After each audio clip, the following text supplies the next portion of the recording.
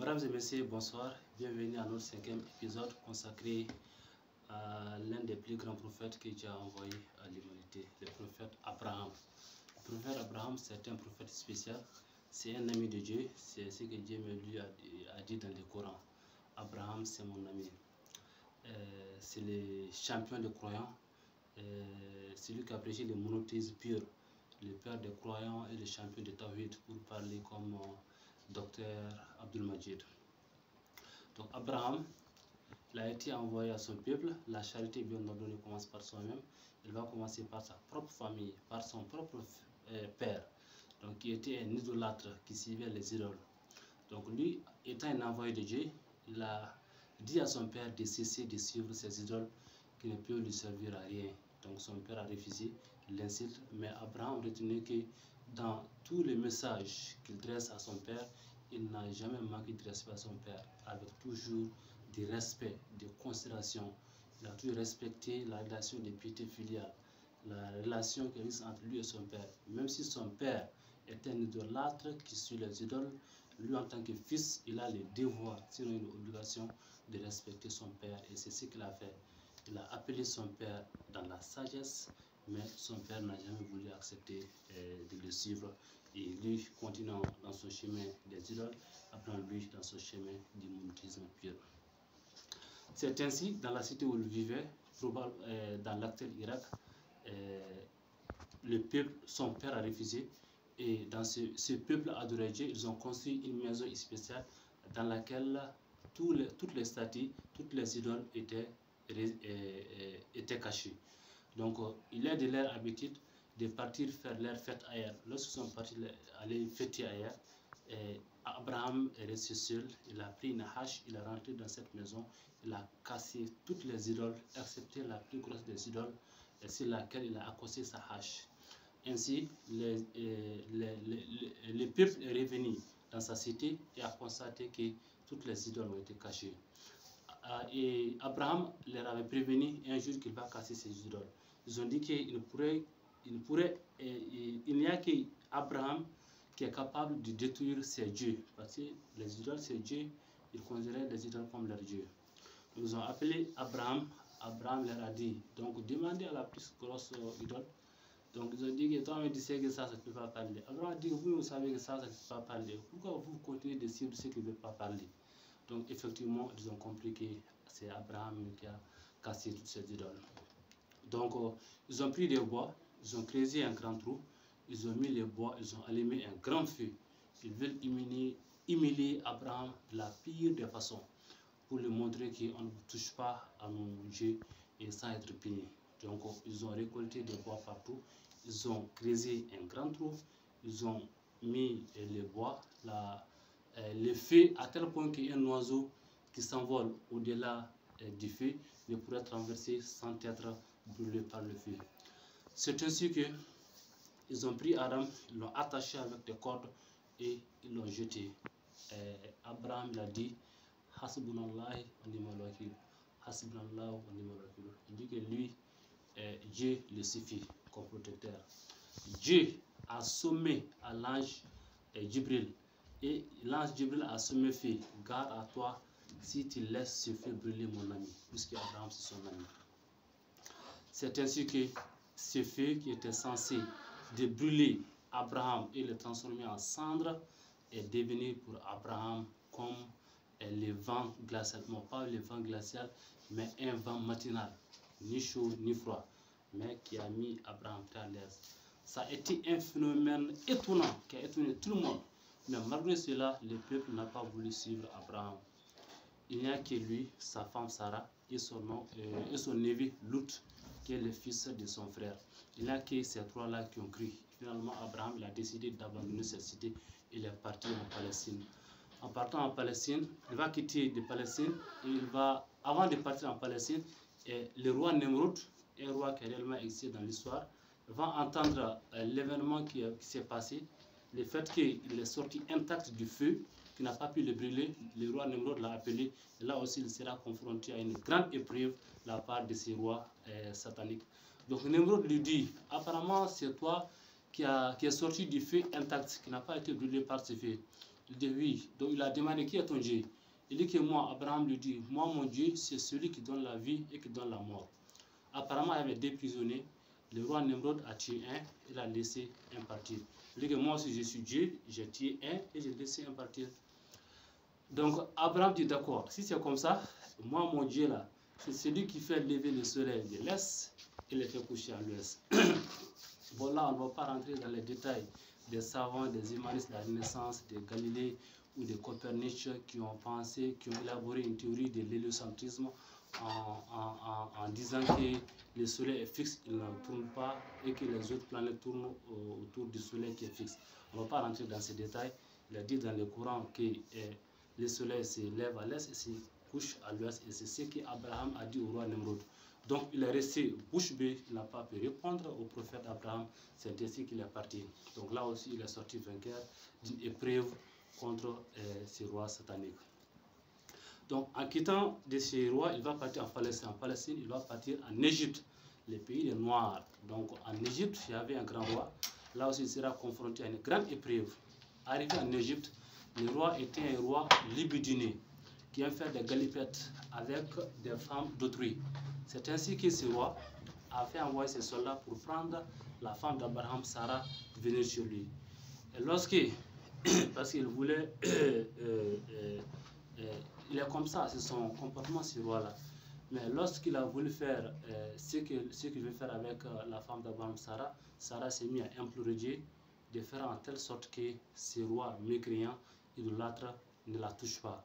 Et chaque fois quand ce roi mécréant essaie de la toucher, il se met à se paralyser, à trembler et à tomber par terre. C'est ainsi qu'il va implorer Sarah d'implorer son Dieu pour qu'il revienne à son état normal. En 3 reprises, c'est ce qui sera fait. Et finalement, dit que ces soldats-là, faire sortir cette femme, c'est une diablesse. Et non seulement il va laisser partir la femme d'Abraham, Sarah, mais aussi en gage de sécurité et qu'il ne fera plus rien, il va prendre sa servante. Il dit bien sa servante, c'est différent de l'esclave. Sa servante Ajar, certains disent même que c'est sa propre fille. Il va prendre sa servante, il va donner ça à Sarah. Et c'est ainsi que Sarah et Ajar, la servante de Sarah et Abraham, ils vont quitter l'Égypte pour aller cette fois-ci ce qu'on appelle la terre promise dans l'actuelle Palestine. Étant là-bas, leur âge, ils vont grandir, avoir assez d'âge, à tel point qu'arrive à un certain moment, ils vont douter s'ils vont avoir encore des enfants. C'est ainsi que Sarah, sachant qu'elle a pris trop d'années, trop d'âge, elle a pris sa propre servante. Elle dit que mon mari Abraham prend cette servante et épouse-la afin que tu puisses avoir la progéniture et la descendance. Abraham a accepté, il a marié Sarah et Dieu lui a donné un garçon qu'on appelle Ismaël. Donc Dieu lui a donné un garçon qu'on appelle Ismaël. Lorsque Dieu lui a donné ce garçon, Sarah a commencé à devenir jalouse. Et Dieu a donné à Abraham l'ordre de quitter Palestine pour aller dans un désert où il n'y a pas l'agriculture, où il n'y a rien. Abraham, fidèle, toujours acceptant ce que Dieu a dit, il a pris et sa femme Ajar et le nouveau-né, il les a transportés dans ce désert. Arrivé dans ce désert, il les a laissés seuls, leur provision est terminée, ils n'ont plus à manger, plus à boire. C'est ainsi que Ajar s'est mis à courir sur une colline qu'on appelle Asafa et sur une autre colline qu'on appelle Al-Marwa. Donc apparemment même aujourd'hui, les gens qui partent au pèlerinage, ils font ces différents tours-là. Et il implore Dieu, il appelle les gens qui peuvent venir à la secourir, personne n'y vient. C'est ainsi que Dieu a sommé à l'ange Gabriel de venir en aide et à Ajar et à son enfant Ismaël, le nouveau-né. C'est ainsi que Jibril a pris son aile, il a frappé le sol et que l'eau s'est mise à jaillir. Et l'eau qui a jailli, c'est ce qu'on appelle Zamzam. C'est ainsi qu'elle a étanché sa soif et elle a étanché la soif de son enfant, de son nouveau-né, et elle a remercié Dieu qui a fait en sorte qu'elle a pu trouver de l'eau. C'est ainsi que la caravane des Arabes traversait. Elle a constaté que ce lieu qui était un désert total, c'est comme si un lac gelé venait se transformer en un fleuve. Donc ils se sont étonnés, ils sont arrivés là, donc ils ont parlé à Sarah, à Hajar, et Hajar leur a expliqué comment elle a pu trouver de l'eau. Et ce fils unique qu'il a eu, il sera encore mis à l'épreuve par Dieu. Dieu lui a dit, ce fils-là, il faut l'égorger. Vous savez, Abraham, à chaque fois quand Dieu lui ordonne de faire quelque chose, il le fait, sans hésiter, sans réfléchir. C'est ainsi qu'il a pris l'âme, il a voulu égorger, mais l'âme n'a pas pu trancher le cou de son enfant. Dieu lui a dit, Abraham, tu as réussi encore à cette épreuve. Alors Dieu a remplacé l'enfant par le bélier. Et l'enfant a continué à vivre. De l'autre côté, 3 personnes qui ne sont pas des personnes d'ailleurs vont rendre visite à Abraham et à Sarah. Et Abraham, généreux qu'il est, il va égorger un vœu pour donner à ses invités comme plat. C'est ainsi qu'il va leur donner à manger. Ses invités disent, Abraham, merci, mais nous ne sommes pas des humains, nous sommes des anges. Nous sommes venus vous annoncer une nouvelle, en même temps annoncer une nouvelle à ton frère Lot. On va faire un chapitre spécialement sur Lot. Il dit que ta femme qui est déjà vieille va avoir un enfant. Abraham est étonné. Donc il dit aussi qu'ils ont été envoyés au peuple de Lot. On en parlera de ce chapitre prochainement. Donc par miracle, effectivement, Sarah va avoir un enfant et cet enfant sera appelé Isaac. Donc Isaac, c'est l'ancêtre des Juifs et Isaac, il va grandir et lorsqu'il va se marier, il va avoir aussi des jumeaux. Un va s'appeler Ulysse, c'est lui qui est l'ancêtre des Romains, et l'autre va s'appeler Jacob. Donc Jacob, c'est aussi Israël, c'est le même nom. Donc Jacob aussi, bon, c'est extraordinaire. Jacob aussi, il va épouser 2 sœurs du même sang. 2 sœurs du même sang, bien sûr. La première, la grande sœur s'appelle Léa et la petite sœur s'appelle Rachel. Donc Rachel, c'est elle qui est la mère de Joseph, Youssouf, et la mère du petit frère de Joseph, Benjamin. Donc ça, c'était permis auparavant, mais depuis lors, avec l'arrivée du prophète Mohammed, paix et salut sur lui, Dieu a interdit ce genre de mariage. Donc ça, c'est la branche des Juifs, et l'autre, c'est la branche des Arabes. Donc voici la progéniture d'Abraham, mais au côté du désert, là où il avait laissé sa femme Hajar et son fils Ismaël, il va retourner là-bas, ils vont construire ce qu'on appelle aujourd'hui la Kaaba. Et c'est lui et Ismaël qui vont construire cette maison. Lorsqu'ils vont finir de construire cette maison, la dernière pierre vient du paradis et qui a complété la construction de cette Kaaba. Donc Ismaël et son père ont dit, Dieu, voici ce que nous avons construit pour vous, et comme sacrifice ou comme don, quelque chose comme ça quoi. Donc il dit ça en arabe. Rabbana taqabbal minna anta samiul alim. Rabbana taqabbal minna innaka anta samiul alim. Voilà. C'est comme ça qu'il a dit ça en arabe.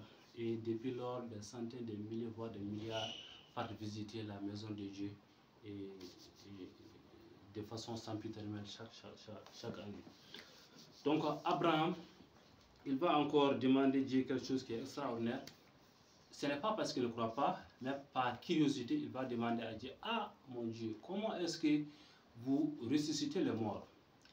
Dieu lui a dit, ah Abraham, tu doutes encore de mon pouvoir? Il dit, non, non, je ne doute pas, puisque vous m'avez sauvé de ces faits, vous m'avez fait tellement de générosité, je ne doute pas, mais seulement par curiosité. C'est ainsi que Dieu lui a dit, prends 4 oiseaux, tu les égorges, tu les déplumes, tu les dépeces, tu les mélanges. Et quand tu les mélanges, tu vas distribuer les différentes parties de ces oiseaux que tu as mélangés sur 4 collines, au sommet des 4 collines. C'est ce qu'il a fait. Lorsqu'il a fini de faire ceci, il a appelé les 4 oiseaux et les oiseaux se sont mis à revenir. Subhanallah. Voici le miracle que Dieu a fait. Et lorsque Abraham a vu ça, il n'a encore eu plus de doute, c'est que sur nous, êtres humains, quand nous mourrons, il y aura le jour de la résurrection et les gens vont se ressusciter et se lever. La terre comme des champignons poussent de la terre. Donc il a été rassuré et c'est succinctement ce qu'on peut retenir de l'histoire de l'un des plus grands prophètes que Dieu a envoyé. Donc Abraham, il est l'ancêtre du prophète Mohammed, en même temps l'ancêtre des Juifs. Mais Dieu a précisé dans le Coran, Abraham, il n'est ni un chrétien, il n'est ni un juif, il est un soumis. Un soumis en ce sens, c'était un musulman avant la lettre, en tout cas un musulman avant que le prophète Mohammed reçoive la révélation, avant que le prophète lui-même vienne faire salut sur lui. Donc c'est un soumis, c'est un musulman. Mais de façon ethnique, Abraham, il est l'ancêtre des Juifs et l'ancêtre des Arabes. Parce que du côté d'Isaac, Jacob, Joseph après Moïse, Issa. Ça c'est la branche des Juifs en tant qu'ethnie. Maintenant, Hajar qui est parti à la Mecque et Ismaël qui a épousé en première noce une fille arabe, qu'il a laissé une seconde fille. C'est à partir de cette progéniture que le prophète Mohammed va sortir salut sur lui. Et ce sont ces Arabes, et c'est pourquoi le prophète Mohammed sera appelé arabe et les Juifs. Donc c'est le même rameau, c'est la même famille, c'est la même descendance. Et Dieu a donné à Abraham ce qu'il n'a donné à aucun prophète. Non seulement il est ami de Dieu, non seulement il est le père de quasiment de tous les prophètes. En tout cas, beaucoup de prophètes sont issus de sa descendance, mais également il est l'un des plus proches prophètes que Dieu a aimé, à tel point qu'il a dit dans le Coran, Abraham c'est mon ami, Abraham c'est le soumis. On va revenir dans le Coran, dans la sourate 14. Dans la sourate 14, qui s'intitule Abraham. Voilà. Dans les versets, à partir du verset 36. Oh mon Seigneur, les idoles ont égaré beaucoup de gens. Quiconque me suit est des miens. Quant à celui qui me désobéit, c'est toi, le pardonneur, le très miséricordieux. Oh notre Seigneur, j'ai établi une partie de ma descendance dans une vallée sans agriculture, près de la maison sacrée, la Kaaba. Oh notre Seigneur, afin qu'il accomplisse la salat. Bon, ça c'est l'histoire de Hajar qu'il a laissé avec son fils dans le désert. Faites donc que se penche vers eux le cœur d'une partie des gens et nourris-les des fruits. Peut-être seront-ils reconnaissants. Oh notre Seigneur, tu sais vraiment ce que nous cachons et ce que nous divulguons. Et rien n'échappe à Allah, ni sur terre, ni au ciel. Louange à Allah qui, en dépit de sa vieillesse, m'a donné Ismaël et Isaac. Certes, mon Seigneur entend bien les prières. Voilà, nous sommes au terme de notre 5e épisode. Merci et bon suite du Ramadan.